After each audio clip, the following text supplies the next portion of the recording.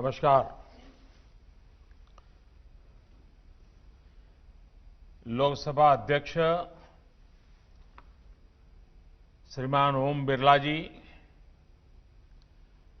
मंत्रिमंडल के मेरे सहयोगी श्रीमान प्रहलाद जोशी जी, श्री हरदीप पुरी जी,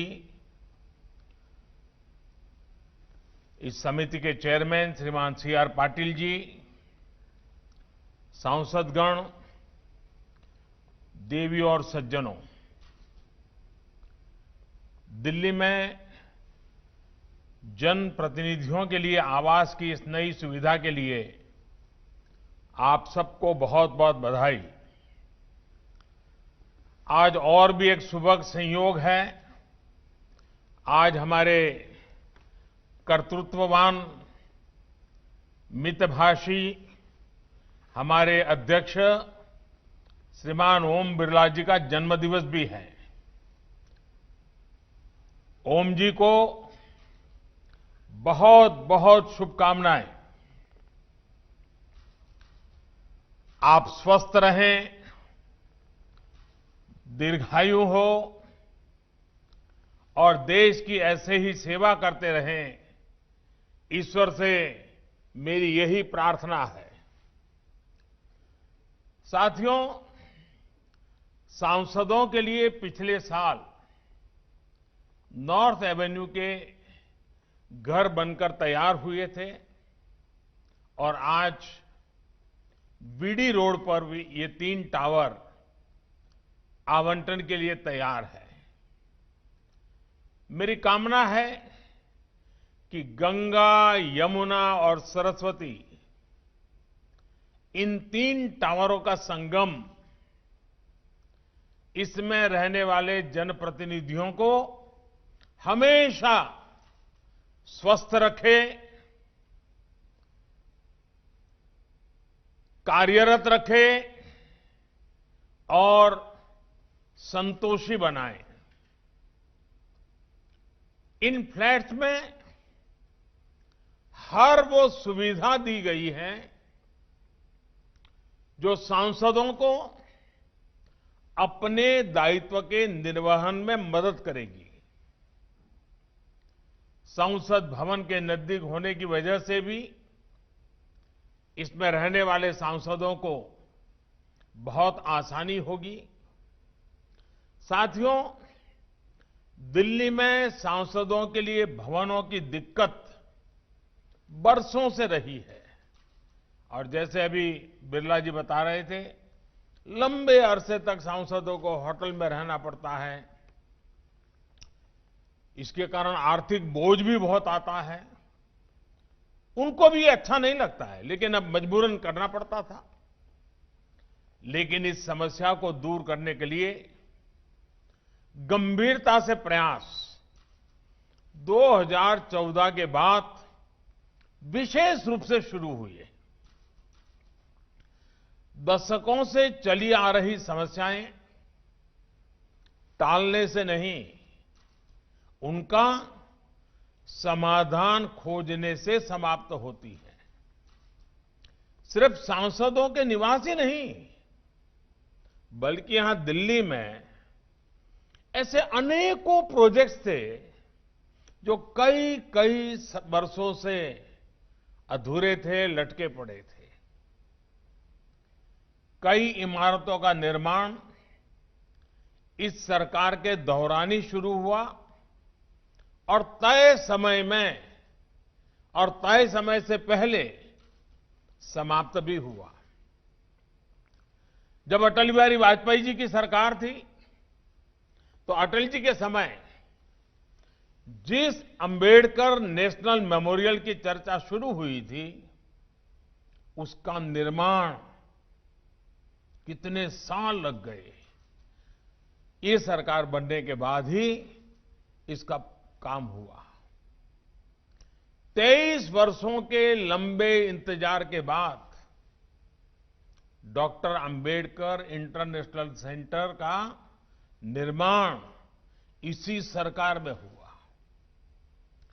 सेंट्रल इंफॉर्मेशन कमीशन की नई बिल्डिंग का निर्माण इसी सरकार में हुआ। देश में दशकों से वॉर मेमोरियल की बात हो रही थी।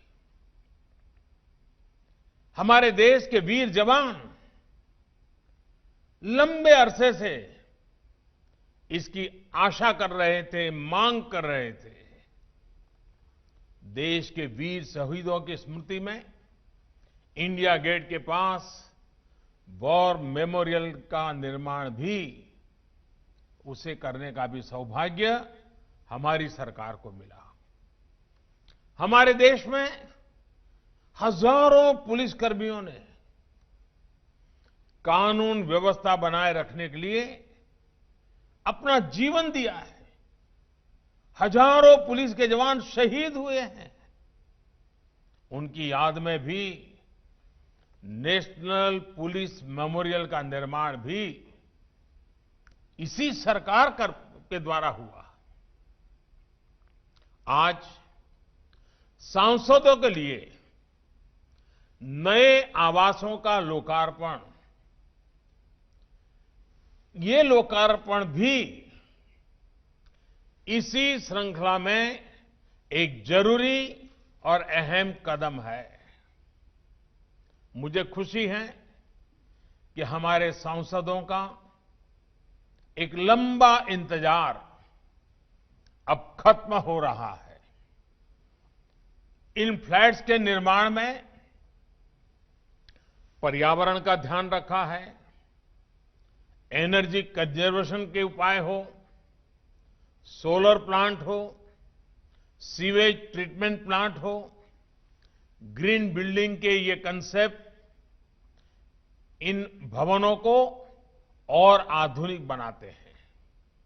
साथियों, मैं लोकसभा अध्यक्ष जी, लोकसभा सचिवालय और इसके निर्माण से जुड़े अर्बन डेवलपमेंट मिनिस्ट्री हो, अन्य विभाग हो, सबको बधाई देता हूं कि उन्होंने इतने कम समय में इस बढ़िया सुविधा का निर्माण करवाया है। और हम सब भली-भांति जानते हैं, हमारे लोकसभा अध्यक्ष जी वैसे भी वे क्वालिटी में भी और बचत में भी विश्वास रखते हैं। सदन के भीतर वे ये सुनिश्चित करते हैं कि समय की भी बचत हो और डिबेट की भी क्वालिटी हो। और इसके निर्माण में भी उन बातों को भली भांति सफलतापूर्वक पार किया गया है। हम सबको याद है, अभी हमने मानसून सत्र में भी अध्यक्ष जी की इस कार्यशैली की झलक देखी है। कोरोना काल में अनेक प्रकार की सावधानियों के बीच नई व्यवस्थाओं के साथ संसद का सत्र चला। पक्ष और विपक्ष के सभी साथियों ने एक एक पल का सदुपयोग किया। दोनों सदनों द्वारा बारी बारी से काम करना हो या फिर शनिवार और रविवार को भी कार्यवाही करना, हर किसी ने सहयोग किया, सभी दलों ने सहयोग किया।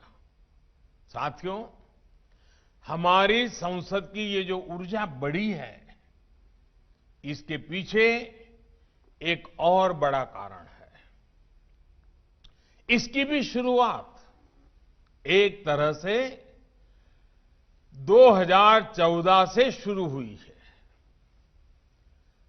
तब देश एक नई दिशा की तरफ बढ़ना चाहता था, बदलाव चाहता था, और इसलिए उस समय देश की संसद में 300 से ज्यादा एमपीज फर्स्ट टाइम चुनकर पहुंचे थे, और मैं भी पहली बार आने वालों में से एक था। इस 70वीं लोकसभा में भी 260 सांसद ऐसे हैं जो पहली बार चुनकर पहुंचे हैं। यानी कि इस बार 400 से ज्यादा सांसद ऐसे हैं जो या तो पहली बार चुन करके आए हैं या फिर दूसरी बार संसद पहुंचे हैं। इतना ही नहीं, 70वीं लोकसभा के नाम सबसे ज्यादा महिला सांसदों को चुनकर भेजने का रिकॉर्ड भी दर्ज है। देश की ये युवा सोच, ये नया मिजाज संसद की संरचना में भी दिखाई देता है। यही कारण है कि आज देश की कार्यप्रणाली में, गवर्नेंस में एक नई सोच और नया तौर तरीका दिखाई दे रहा है। यही कारण है कि देश की संसद आज एक नए भारत के लिए कदम बढ़ा रही है, बहुत तेजी के साथ फैसले ले रही है। पिछली 16वीं लोकसभा ने पहले की तुलना में 15% ज्यादा बिल्स पास किए। 70वीं लोकसभा के पहले सत्र में तय समय से 135% काम हुआ। राज्यसभा ने भी 100% काम किया। ये परफॉर्मेंस पिछले 2 दशकों में सबसे ज्यादा है। पिछली सर्दियों में भी लोकसभा की प्रोडक्टिविटी 110% से ज्यादा रही है। साथियों, संसद ही इस प्रोडक्टिविटी में आप सभी सांसदों ने प्रोडक्ट्स और प्रोसेस दोनों का ही ध्यान रखा है। हमारी लोकसभा और राज्यसभा दोनों के ही सांसदों ने इस दिशा में एक नई ऊंचाई हासिल की है और निश्चित तौर पर इसमें उन सांसदों का भी योगदान है जो अब सदन का हिस्सा नहीं है।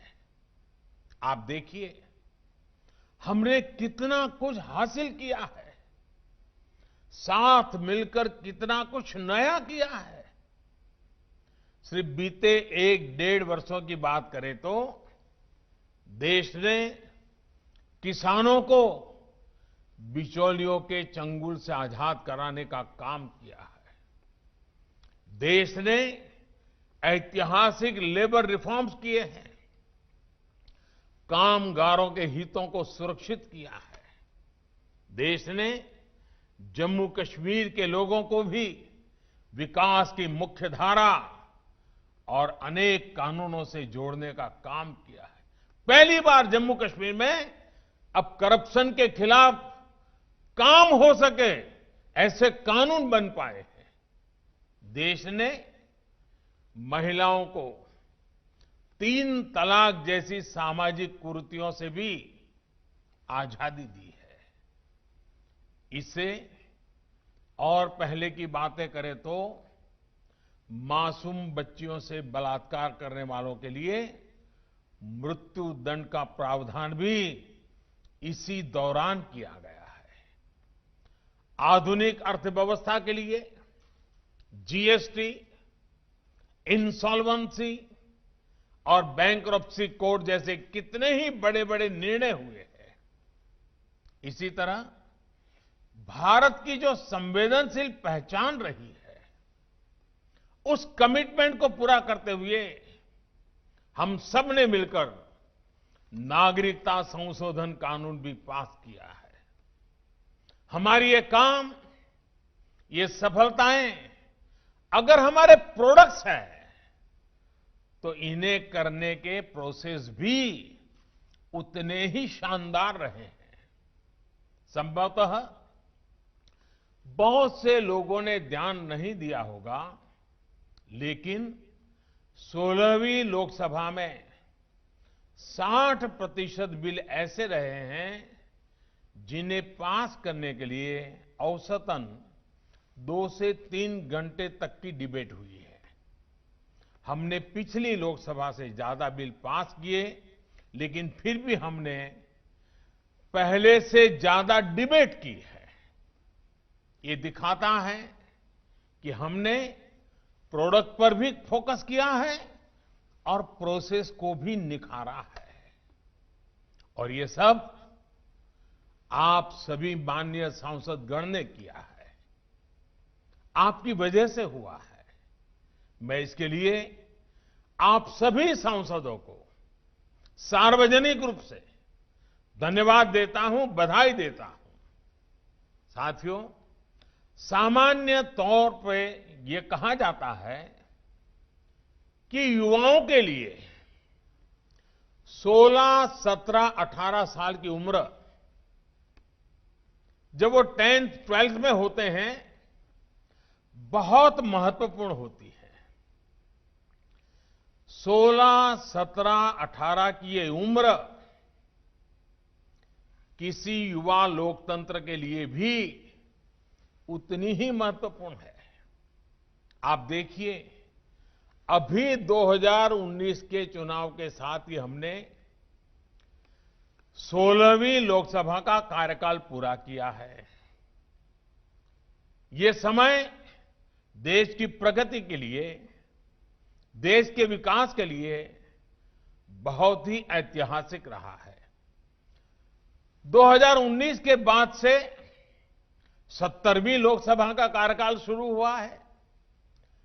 इस दौरान भी देश ने जैसे निर्णय लिए हैं, जो कदम उठाए हैं, उनसे ये लोकसभा अभी ही इतिहास में दर्ज हो गई है। अब इसके बाद 18वीं लोकसभा होगी। मुझे विश्वास है अगली लोकसभा भी देश को नए दशक में आगे ले जाने के लिए बहुत महत्वपूर्ण भूमिका निभाएगी। और इसलिए मैं ये 16, 17, 18 का महत्व आपके सामने विशेष रूप से प्रस्तुत किया है। देश के सामने कितना कुछ है जो हमें इस दौरान हासिल करना है। चाहे आत्मनिर्भर भारत अभियान हो, अर्थव्यवस्था से जुड़े लक्ष्य हो, या ऐसे ही कितने और संकल्प, ये सब हमें इसी दौरान ही सिद्ध करने हैं। और इसलिए 16वीं, 17वीं, 18वीं लोकसभा का ये कालखंड हमारे युवा देश के लिए बहुत अहम है। देश के लिए इस इतने महत्वपूर्ण समय का हम सबको हिस्सा बनने का सौभाग्य प्राप्त हुआ है। और इसलिए हम सबकी जिम्मेदारी है कि जब इतिहास में लोकसभा के अलग अलग कार्यकालों का अध्ययन किया जाए तो ये कार्यकाल देश की प्रगति के स्वर्णिम अध्याय के तौर पर याद किया जाए। साथियों, हमारे यहां कहा गया है, क्रियाः सिद्धिः, क्रियाः सिद्धिः सत्वे भवति महताम, सत्वे भवति महताम नोपकरणे। अर्थात कर्म की सिद्धि हमारे सत्य संकल्प पर, हमारी नीयत से ही होती है। आज हमारे पास साधन भी है और दृढ़ संकल्प भी है। हम अपने संकल्पों के लिए जितना अधिक परिश्रम करेंगे, सिद्धि उतनी ही जल्दी और बड़ी होगी। मुझे विश्वास है कि हम सब मिलकर 130 करोड़ देशवासियों के सपनों को जरूर पूरा करेंगे। आत्मनिर्भर भारत के लक्ष्य को पूरा करेंगे। इन्हीं शुभकामनाओं के साथ एक बार फिर आप सभी को बहुत बहुत बधाई, बहुत बहुत धन्यवाद।